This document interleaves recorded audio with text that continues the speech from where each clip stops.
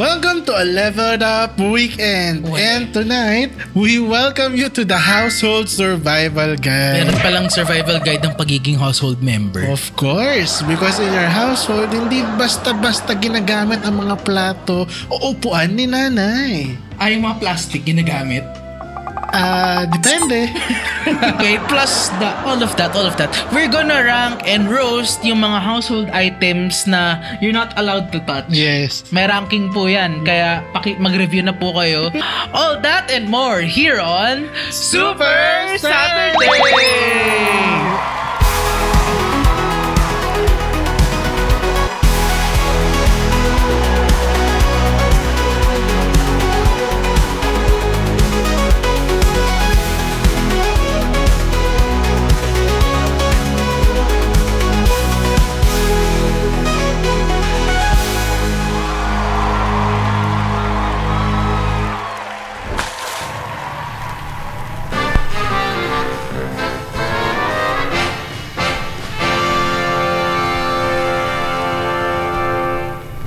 Welcome to our segment Retro Stories, where we give you throwback tales from the odd side of Filipino culture. Ano bang meron tayo ngayon? Good question. Kasi ang topic that is the real key to...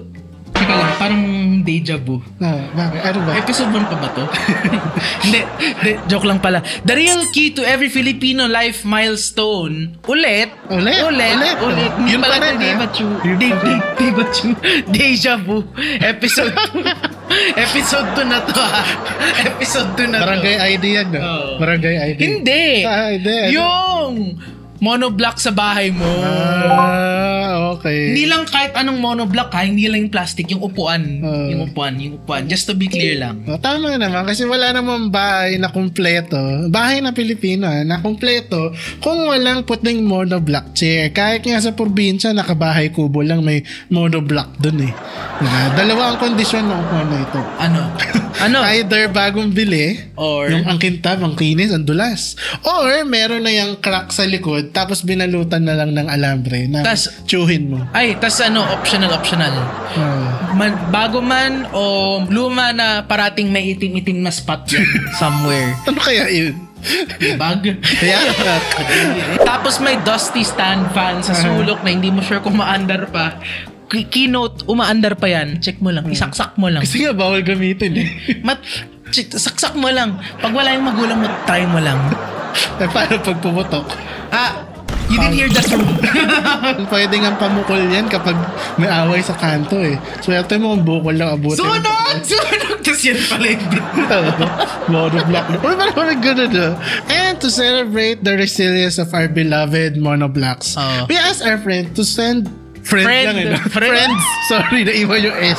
To send GPT mo lang ate yung mga kaibigan natin. To send in monoblock sightings, and wow, we got 3. Hindi niya pa rin chinat GPT.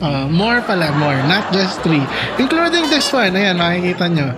Plastic chair with alambre as leg support. Hindi, mali. Correction. Hindi yan, Hindi pala alambre yan. Bakal na ang support niya. Parang ginagamit yun para sa poste ng bahay. Oo nga eh. Konti na lang gawin niyang welding. Diba? Upgrade. Oo. Ito pa. Bagay para sa mga mai-impeach, ha? Hindi na pala. Hindi. Tapos, hindi na sila nanalo. Oo nga pala. Hindi na kailan nila ng neck brace. Sa February na lang. February na ba? Pwede daw sa February mag-file ulit eh. Yeah. Neck brace sold separately. Yes, correct. Questionable type 2 diabetes diagnosis also sold separately. Ito, iconic. Look at this one. Ang tunay na tatag ng tahanan ay nasa monoblock talaga. That's why this next sighting is, well, I don't even use yung script's adjective. Balde na po yung paa! Pagpahingahin nyo na ipuan nyo, pag ganyan, pawawa naman, no? Balde na eh. Yan ba yung milking it, tawag nila? Pag inaabuso yung tao, o yung celebrity status ng mamamatay na... Ay, walay na yung, yung arm. Ano pa ba tawag dyan? Sir, ko. Pwede na yan. Tapos yun na yan. Kawawa naman. And finally, this next photo is a legit surprise. Nakalagay, ad-lib reaction here, hindi sigawan ako. O ano kayo? Tingnan natin. Ginulat ko na siya. Brand. Oh, yeah! Kababayan, naka-LED setup, plus 5 horsepower yan. Brand new yan. Plus 200 frames per second yan sa Valorant. Yan, nakalagay, gaming chair. Brand new. $60. Kano yun? 60 times siguro gawin na natin 50. Round down na natin to 50. 3,300 pesos. Ayos yan. So next time you see a monoblock chair, give it the respect it deserves. Gumanon kayo. Oh. Kasi Atita is still using it to watch Provinciano. Or Batang Quiapo. Magugulat akong marunong siya mag-replay. Naka-Netflix si Tita. Hindi Provinciano, mali yung script. Ano? Dahil sa Netflix siya nanonood, ang title, Brothers. FPJs. Brothers.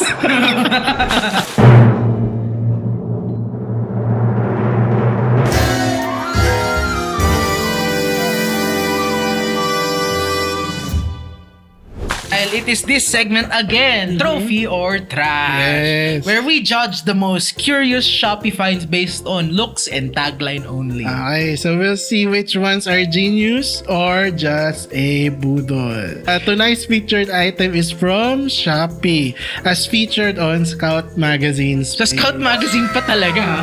Na-feature siya sa Scout Magazine. So, ito, medyo nasuka ako ng konti dito. Gano'ng karami yung konti? Isang balde. Isang tonelada. Pero kasi parang satisfying tignan itong laruan na to eh. We'll show RG the picture. Uy! This item is... Uy! Pakilabas ang script, kailangan natin i-explain. Okay. Baka kung sa pupunta to. Meet the Acne. Hindi Acne. Acne kasi sa Looney Tunes yun. The Acne Squeezer Stress to. Really, Squeezer. For those who find joy in popping... Pimples. I guess. Sige. Gusto mo pala ng kadiri, alam mo, stress na stress ka na kapag ang idea mo ng relaxation is Pimple on demand? Pimples on demand.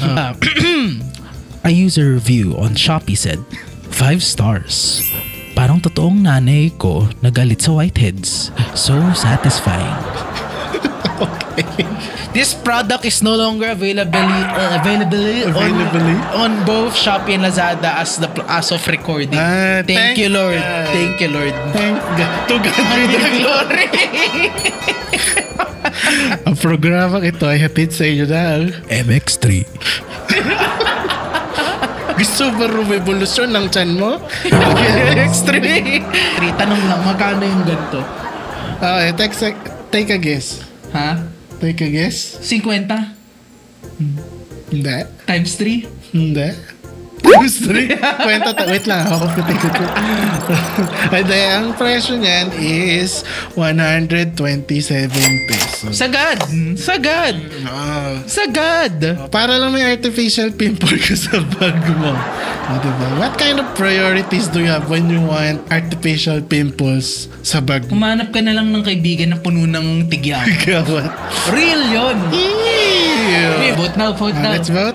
1, 2, 3. Trophy! I have a weird knack for things of the obtuse and abstract. Kaya I kinda want it on my office desk just to piss off yung katabi ko pag dumadaan siya sa desk ko. Tapos sakto pag kumakain siya na kunwari ng spaghetti or carbonara or mozzarella sticks, ikaganto ko sa Okay, that is trophy or trash, ladies and gentlemen.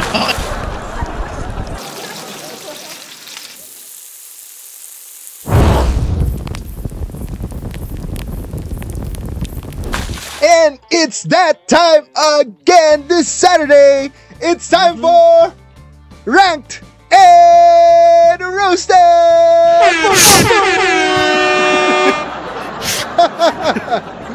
Apoy po yun eh. Where we count down the things that spark your curiosity to touch it. Pero, bawal nga. And that anxiety to just feel that stuff you saw, at your own home or at someone else's house is just too unbearable. Ano ba mga example niyan? Yung mga mangkok na China. Yes. Huwag niyong gagalawin yun pag walang bisita. Sapok kay nanay ang abot niyan. Starting things off with rank number 5, display towels. Very true. Ilang beses na ako nasapok ng nanay ko nung hinawakan ko to. May sarili pa siyang frame. Pwede mong tignan. Pero wag mong ipupunas sa pawis. Wag mong ipupunas yung pawis mo dyan. Paano kung inaabot ka sa taas? Tapos, ay, sorry.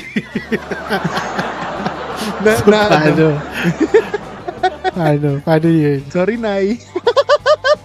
Ganun na lang. Sorry, Nay. Peace na lang. Moving on to the next. Rank number 4. Guilty ako dito kasi gusto ko to. Yung mga imported ketchup bottles. Yan. Yung mga Heineken, yan. Bawal hawakan yan. Naka-standby lang yan sa pantry ng mga more or less 7 years. 7 years na yan sa pantry. Di mo alam kung souvenir or condiment. We have rank number 3, Tatay's TV remote! Yung tipong, yung nasa sofa si tatay, tapos bukas yung TV, tapos natutulog lang siya sa sofa. Kapag hinawakan mo, kahit hindi siya nanonood, biglang magigising yan. Tapos lapit ka, papatay mo na yung TV kasi akala mo tulog. Or manunod ka ng TV, ilipat mo yung channel. Wala ka pa sa 1 inch ng remote magigising si tatay. Kasi, anong sasabihin niya? Huwag mong hawakan, nunod ang TV. Nagalit. Moving on to the next rank. Rank number 2, the cabinet with the glassware. Yung mga China ng nanay mo. Kasi, napakamahal niyan. Kasi, imported yan. Pag yan nalagyan ng mancha, galing sa paborito mong pansit canton, patay ka sa nanay mo. Alam mo na yan. Mancha lang, paano ko babasag pa? Yeah, exactly. Yung glass cabinet na may baso, wine glass, at platera na hindi pa nagagamit since binyag ng kuya mo. Tapos kapag binuksan mo yan, meron yung alarm. Diba? Pagbukas mo ng salamin, sabihin sa'yo bigla, ba't mo binuksan yan? May bisita ba? Yung una mong marinig, psst! Ba't mo binuksan? Kailangan ko huminga dito. And for our rank number 1, for the things na hindi natin pwedeng hawakan, the sofa with plastic cover. The one, the only, the holy grail of all bawal, yung plastic cover. Ang sofa na naka-plastic for life. Bawal na bawal mo kut-kutin. Maski, alam mo yan, yung minsan nagka-crave ka ng may kukut-kutin, tapos nakaupo ka dun sa sofa, mabubutas mo yung plastic, expect mo na napatay ka na bukas. Kasi nahampas ka na ng nanay mo. Papuntang mood. yung parang ang sarap kutkutin, yung lulubog yung kuko mong ganyan. Pero hindi mapupunit yung plastic. Pero yun nga, kahit summer na, bawal galawin yun. Walang magre-reklamo kahit yung hita mo, naglalagkit-lagkit na doon sa plastic. Dumidikit-dikit na. Hindi pwede tanggalin yun. Kailangan pang museum. Ma-preserve. Yung tipong 100 years na pag nakita ng mga tao. Yung yes. O alam mo yung ba? Yung tipong bawal mamantsahan. Oo. Kaya naka-plastic yan. Museum. Mas okay pa matulog sa sahig kaysa umupo dyan sa sofa na yan. At mag-leave ka ng mark sa cover na yan. Ang malas na lang ko pati sabihin, ba't ka dyan natutulog sa sahig? Kakabit yung pawis mo. Magmamarka mo yung pawis ka sa sofa eh.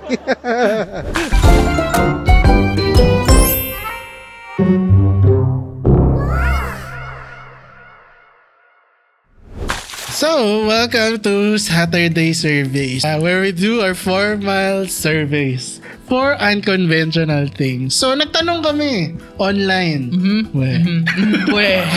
Offline ka mo.